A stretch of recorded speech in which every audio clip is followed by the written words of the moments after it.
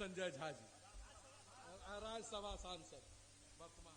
हम लोगों के नेता बिहार के माननीय मुख्यमंत्री आदरणीय नीतीश कुमार जी, बिहार सरकार के माननीय मंत्री विजय चौधरी जी, सतीश चंद्र दुबे जी माननीय विधायक राज्यसभा, संतोष कुशवाहा जी जो पूर्णिया के सांसद हैं और वहां के प्रत्याशी हैं और फिर चुनाव प्रचंड बहुमत से जीतने वाले हैं, हम लोगों के यहाँ के प्रत्याशी भाई सुनील कुमार कुशवाहा जी, राजन तिवारी जी, जितने सारे साथी मंच पे बैठे हुए हैं। हम लोगों को पटना से आने में 1 घंटा से ज्यादा लेट हुआ है और आपके बीच में मुख्यमंत्री जी आए हैं। पिछले 1-1.5 महीना से हम लोग चुनाव में घूम रहे हैं।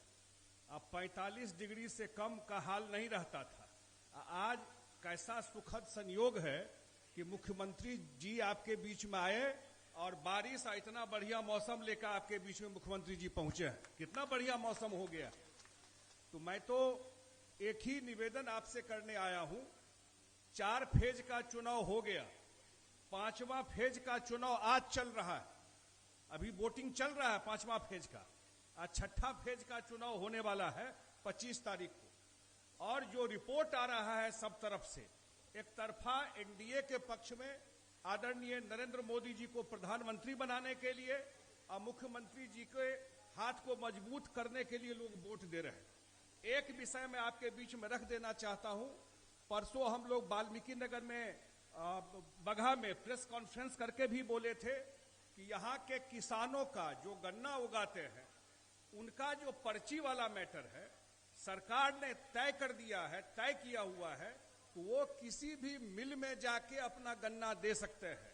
कोई अगर बदमाशी करता है, उसमें कोई गड़बड़ करता है मिल वाला, तो प्रशासन और पुलिस उस पर सख्त कार्रवाई करेगी।